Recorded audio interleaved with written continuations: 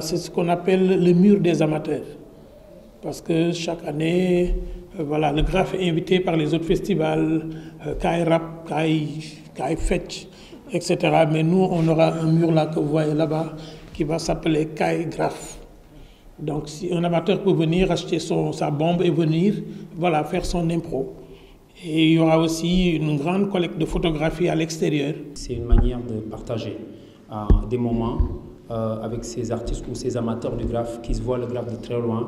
Ils ne savent pas comment ça se réalise. Il y a toujours aussi, à côté de ce mur, un coach pour expliquer comment utiliser la bombe et ce que la personne peut ressentir quand il a un outil qu'il n'a jamais touché et qu'est-ce qu'il peut faire avec. Parce que nous, c'est notre quotidien. Eux, le rap, c'est leur quotidien. Mais c'est une manière de partager nos émotions par rapport à ce mur d'amateurs. Par rapport au pays, on a le Brésil, on a le Maroc, on aura l'Italie, l'Angleterre, parce que même là, on a 2 invités qui viennent d'Angleterre. Il y en a une dame et un monsieur. On a aussi un monsieur qui est en route, qui vient de Dubaï. Il y aura le Mali, il y aura la Guinée-Conakry. Malheureusement, Kenya, Ghana et Burkina, ils ne peuvent pas être venus, ils peuvent être présents, question de budget.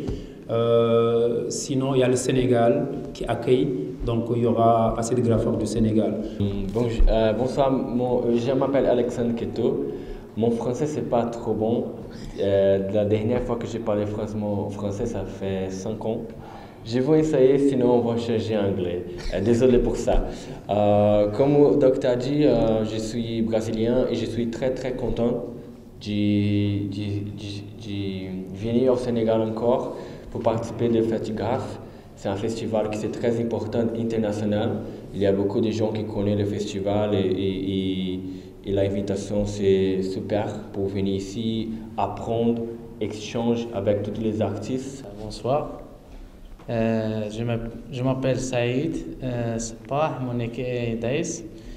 J'ai venu avec mon ami du crew,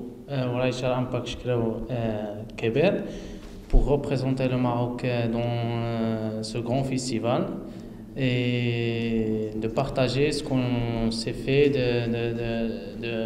de prendre, d'échanger.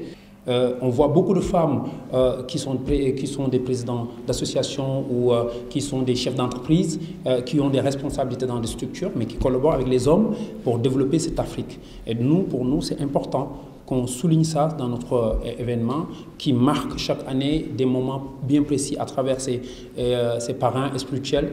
On pouvait prendre un parrain, dire que Massamba est notre parrain pour cette année. Nous, on a préféré aller vers des idéologies, vers des idées qui touchent l'humanité. Pas juste les Africains, mais l'humanité. Et pour nous, c'est important qu'on puisse marquer chaque année par rapport à un thème bien précis. Et pour cette année, c'est les femmes et les jeunes qui sont à l'origine, qui peuvent apporter quelque chose. C'est pourquoi on a précisé ce thème-là. Je voulais juste rappeler que là, ce festival-là va porter son nom. Et nous allons communiquer autour de ce nom-là, de Ruben Nyobé.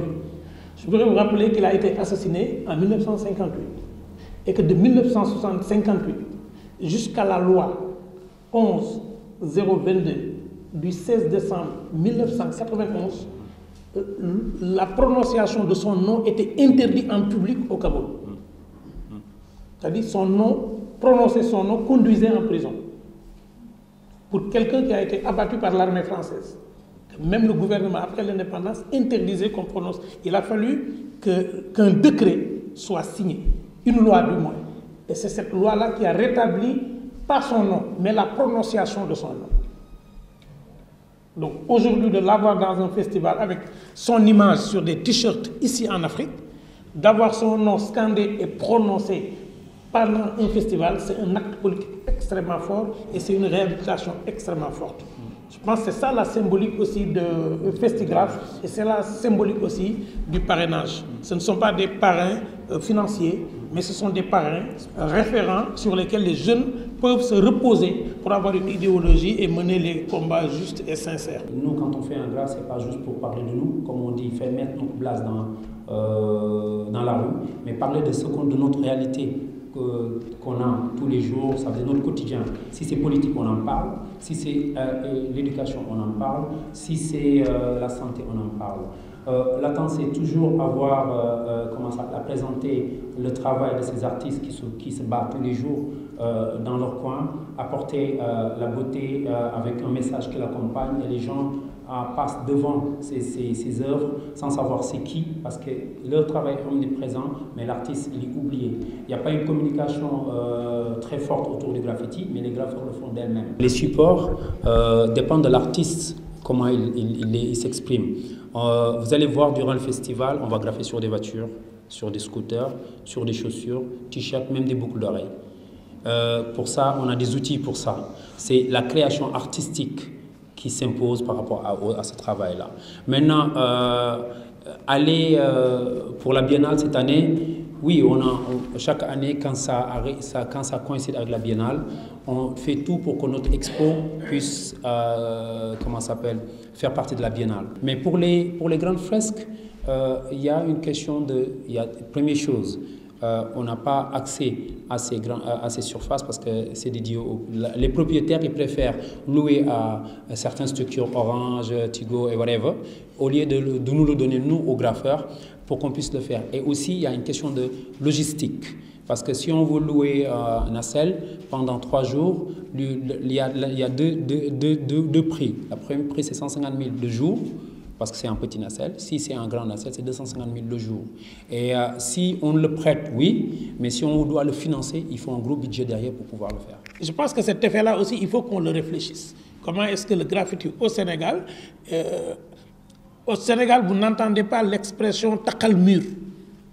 Au début, démographes, etc., tous ces gens-là, quand ils posaient quelque part sur l'autoroute, les gens ils passent, ils disent « mais démographe ».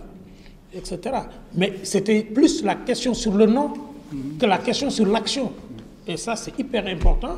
Je pense que je parlais de Maïmouna, elle est entrée plus tard. C'est exactement ce message-là, je pense que ce festival-là donne.